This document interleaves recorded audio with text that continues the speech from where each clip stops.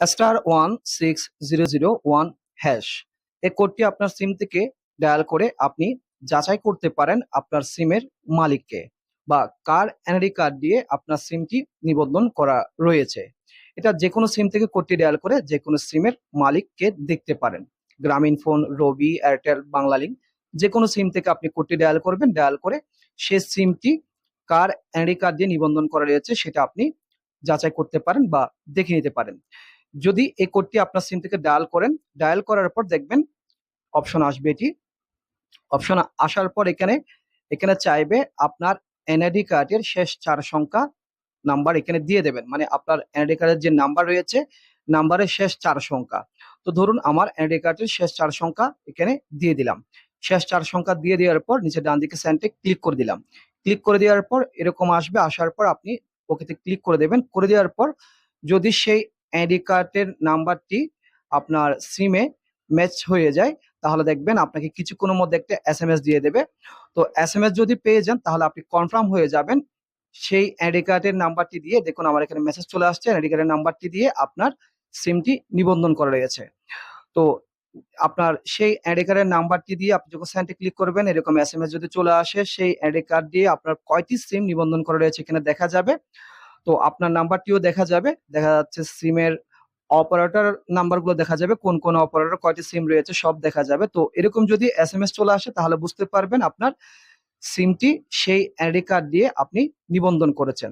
যেমন ধরুন আমরা অনেক সময় ভেবে থাকি, দেখা যাচ্ছে আপনার সিমটি মালিককে আপনি জানেন না বা আপনার সিমটির কার এনআইডি কার্ড দিয়ে আপনি নিবন্ধন করেছেন হয়তো আপনি বুঝতে পারছেন না, কিন্তু আপনি মনে মনে ভাবছেন আপনার সিমটি হয়তো আপনার আম্মু আব্বু, হয়তো আপনার ভাই বোন, হয়তো আপনার পরিচিত কারো এনআইডি কার্ড দিয়ে আপনি সিমটি নিবন্ধন করেছেন, কিন্তু আপনি দেখতে পারছেন না বা হয়তো ট্রাই করে দেখতে পারছেন না ওনাদের এনআইডি কার্ডের নাম্বার দিয়ে আপনার সিমটি আসলে কারো এনআইডি কার্ড দিয়ে নিবন্ধন করা রয়েছে কিনা।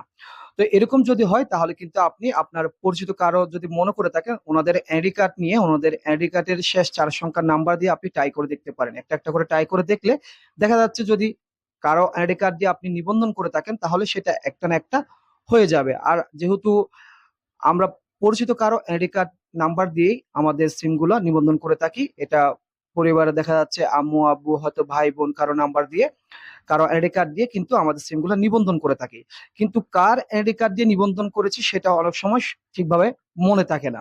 তো এরকম যদি হয় আপনি আপনার সেই এনআইডি কার্ড গুলো নিয়ে আপনি এক একটা নাম্বার দিয়ে এক একটা করে এক একবার ট্রাই করে দেখতে পারেন, ট্রাই করে আপনি যাচাই করে নিতে পারেন আপনার সিমটির মালিককে। তো আমি আবারও বলছি কোডটি আপনি যে কোনো সিম থেকে ডায়াল করতে পারেন, যে কোনো সিম থেকে ডায়াল করে সেই সিমটির মালিককে সেটা দেখে নিতে পারেন বা এনআইডি কার্ডের নাম্বারটি দিয়ে আপনি শেষ 4 সংখ্যার নাম্বারটি দিয়ে কার এনআইডি কার্ড দিয়ে আপনার সিমটি নিবন্ধন করেছেন সেটা আপনি দেখে নিতে পারেন বা যাচাই করতে পারেন। তো এটা আপনাকে একটা আমি জিনিস দেখিয়ে দিলাম, বিষয়টা হচ্ছে আপনি ট্রাই করতে পারেন। দেখা যাচ্ছে আপনি হয়তো মনে মনে ভাবছেন আপনার পরিচিত কারো এনআইডি কার্ডের নাম্বার দিয়ে আপনি সিম নিবন্ধন করেছেন, কিন্তু আপনি ট্রাই করে দেখতে পারছেন না, হয়তো আপনি যাচাই করে দেখতে পারছেন না।